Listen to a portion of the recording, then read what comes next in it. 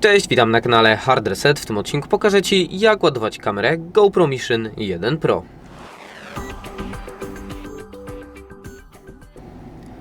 Aby ładować te baterie, będziemy musieli sobie otworzyć na początku tę klapkę tutaj z boku.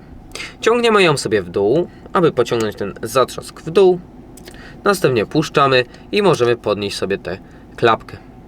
Następnie wystarczy podpiąć kabel USB typu C do tego gniazda.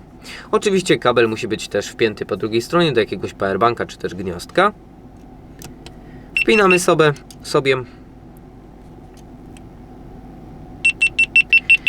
i gdy kamera jest wyłączona, możemy zobaczyć tutaj czerwoną diodę, która informuje nas o tym, w tym miejscu tak samo, że nasza kamera się ładuje.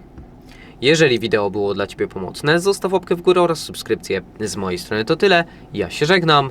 Cześć!